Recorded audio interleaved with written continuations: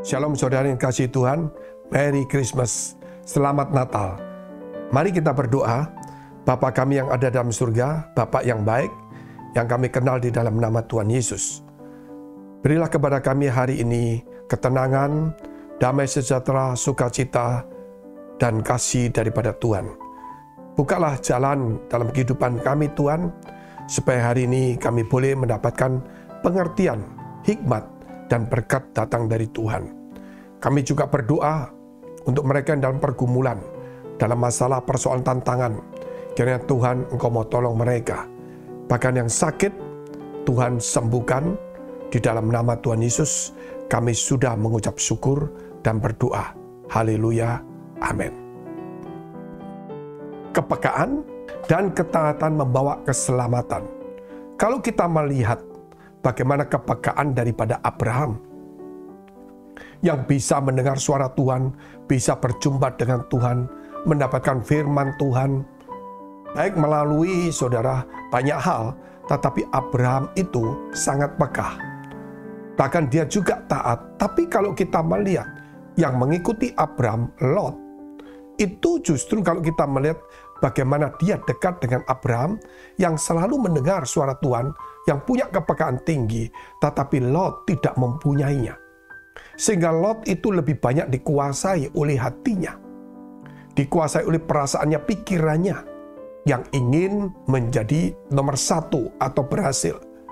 Dia lupa untuk bertanya dan mengandalkan Tuhan. Dia selalu mengenyampingkan Tuhan dan firman-Nya.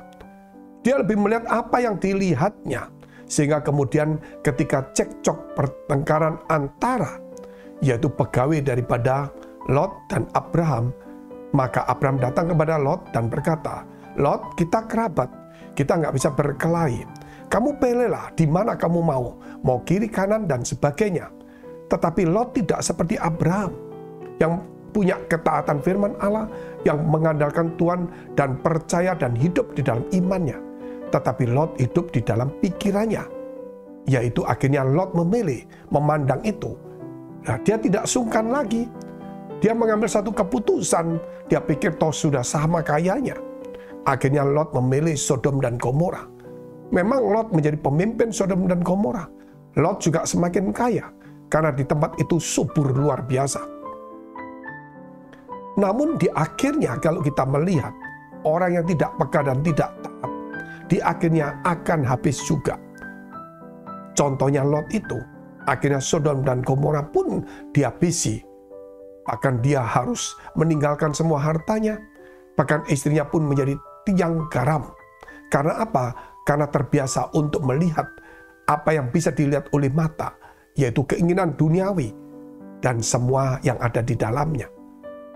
Lain halnya dengan Abraham. Dia punya iman. Dia peka. Dia taat. Sehingga Tuhan membawa dia. Dan keselamatan itu muncul dari keturunan Abraham. Dan akhirnya itulah Yesus Kristus yang turun sebagaimana janji Tuhan. Demikian saudara, kalau kita sebagai orang percaya, kita dipilih antara Abraham atau Lot. Mungkin kita pengikut gereja yang setia, kita mengikuti pemimpin kita yang karismatik atau yang peka. Namun kemudian kita selalu banyak berpikir, pikiran kita memainkan pikiran sendiri. Mungkin kita sudah mendapatkan berkat jasmani dan rohani. Kita mungkin lebih hafal, lebih tahu firman Allah. Namun kepekaan dan ketaatan itu tidak ada. Sehingga kerap kali kita cuma dipermainkan oleh pikiran kita. Ya saudara, lihat apa yang terjadi kepada Lot dan apa yang terjadi kepada Abraham. Demikianlah pada Natal ini kita perlu kepekaan dan kita perlu juga ketaatan. Seperti Yusuf ini mendapatkan kepekaan ketika malaikat Tuhan datang kepada dia, supaya dia membawa anaknya pergi ke Mesir. Karena Herodes hendak membunuh dia. Malaikat Tuhan datang melalui mimpi. Ini yang kedua kali yang didapati oleh dia. Akhirnya apa yang terjadi saudara? Dia mentaati saudara. Padahal hal itu mestinya harus dipikirkan lagi. Pertama dia tahu bahwa dia ingin menceraikan, tetapi malaikat Tuhan berkata jangan. Dan dia mentaatinya. Sekarang malaikat Tuhan datang dalam mimpinya berkata bawa anak ini ke Mesir. Karena Herodes hendak membunuh. Itu belum ada rencana. bahwa Herodes itu datang. Mungkin itu ada di dalam hati daripada Herodes. Beda sekali. Tetapi kalau kita melihat hal seperti ini, kita harus mempunyai satu kepekaan dan kita harus punya satu ketaatan. Kita lihat dulu firman Tuhan dalam kitab Matius pasal 2 ayat yang ke-14. Maka Yusuf pun bangunlah, diambilnya anak itu serta ibunya. Malam itu juga lalu menyingkir ke Mesir. Bukan hal yang sederhana. Dia harus pergi ke Mesir, ke satu negeri yang dia tidak mengenalnya. Tetapi karena ketaatan, justru juga karena kepekaan itulah, akhirnya dia diselamatkan. Bahkan saudara, kalau kita melihat, Tuhan sudah membekalinya sebelum dia ke Mesir, yaitu melalui orang Majus datang. Memberikan kepada dia, yaitu emas, mur, kemenyan, kepada bayi Yesus saat itu. Orang Majus pun menyembah kepada Yesus yang masih bayi itu, dan memberikan harta seperti itu. Itulah bekal dalam kehidupan kita. Jikalau kita peka dan kita taat, kesulitan tetap ada. Masalah akan datang juga menanti. Ancaman juga, saudara, tidak mungkin tidak ada.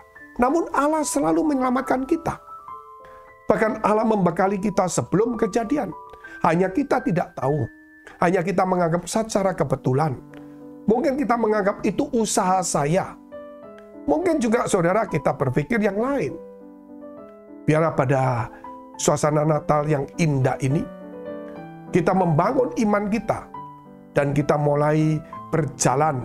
Ya, bukan hanya kita bergereja, bukan hanya menghafal firman Allah, tetapi kita punya ketaatan dan kepekaan. Jangan sampai saudara, kita hanya cuma mengandalkan pikiran kita. Karena Tuhan itu Tuhan yang hidup. Dia bisa berbicara melalui apa saja. Melalui teman kita, melalui pimpinan kita, melalui istri, melalui anak kita, melalui mimpi juga, melalui firman Tuhan, melalui alam. Sehingga kita harus peka, kenapa ini terjadi pada diriku? Kita harus bertanya-tanya, oh aku pernah salah. Walaupun itu memang tidak ada hubungannya mungkin. Tetapi kita seperti diingatkan. Walaupun mungkin tidak ada hubungannya. Mungkin kita mau, saudara kita jatuh, mungkin kita akan mengalami bencana, kita berpikir, oh minggu lalu aku melakukan sesuatu yang salah. Sehingga Tuhan ingatkan aku seperti ini. Walaupun itu tidak ada hubungannya mungkin. Tetapi yang penting saudara, kita harus meninggalkan tempat dosa itu. Jangan semua bencana itu dihadapi dengan, oh Tuhan pasti berkati. Satu hari ketika saya dalam persekutuan, doa di mana persekutuan itu sudah begitu banyak. Itu teman saya yang mempunyai rumah di mana saya bersekutu itu, dia mulai punya satu rencana jahat untuk mengambil persekutuan ini dengan pendeta tamu. Tetapi Tuhan sudah nyatakan dalam pada saya, yaitu juga melalui mimpi, melalui yang lainnya juga. Tuhan juga berbicara jelas sekali, tapi orang ini tidak percaya pada rohani yang cukup tinggi. Sampai akhirnya rumahnya tiba-tiba tidak ada bajai, tidak ada hujan, tidak ada petir, tidak ada apa-apa. Tiba-tiba angin ribut kencang sekali, hanya ada di rumahnya. Semua rumahnya yang di tikungan itu kaca semua, hancur lebur. Bahkan saudara lihat parabolanya tercabut, solahat pemanas itu yang ada di genteng tercabut hilang. Genteng-gentengnya tersusun, bukan jatuh ke bawah, tersusun seperti ada yang nyusun. Orang yang tidak sadar kesalahannya. Malah dia berkata kepada istrinya ketika saya berkata, aku takut kita salah sama Tuhan. Suaminya berkata, enggak, ini kita akan diberkati. Inilah orang yang sudah kena doktrin teori kemakmuran. Semua benar berkat. Memang di balik masalah itu ada berkat kalau kita mau bertobat. Kalau kita menyadari dan mau insyaf. Demikianlah hari ini, saudara, renungan ini. Natal ini jangan dilewatkan. Kita akan masuk kepada tahun yang baru. Dengan semangat yang baru, harapan yang baru. Mari kita tingkatkan kepekaan dan ketaatan kita. Supaya keselamatan itu ada. Mari kita berdoa. Di dalam nama Tuhan Yesus, kami sudah mendengarkan firman-Mu. Kiranya firman-Mu menuntun, memberkati kami. Memberikan hikmat marifat kepada kami. Supaya kami belajar Tuhan. Untuk lebih peka lagi. Untuk mematikan daging dan pikiran kami. Serta menghidupkan roh kami. Karena kami percaya Roh Kudus ada dalam hidup kami. Engkau selalu berbicara, tapi kami kerap kali tidak menghiraukannya. Ampuni kami. Mari saudara, jika engkau dalam pergumulan, masalah, persoalan, tantangan, dekapkan kedua tanganmu di dadamu. Dan jika engkau punya sakit penyakit, tumpangkan tanganmu di bagian sakit. Di dalam nama Yesus, jadilah sembuh, jadilah pulih. Di dalam nama Yesus, biar engkau dihibur, dikuatkan, diberikan hikmat, jalan keluar dan pertolongan dari Tuhan. Di dalam nama Yesus, terimalah itu. Haleluya. Amin. Merry Christmas. Jika saudara masih membutuhkan pelayanan doa dan konseling, silakan hubungi nomor tertera. Tuhan Yesus memberkati.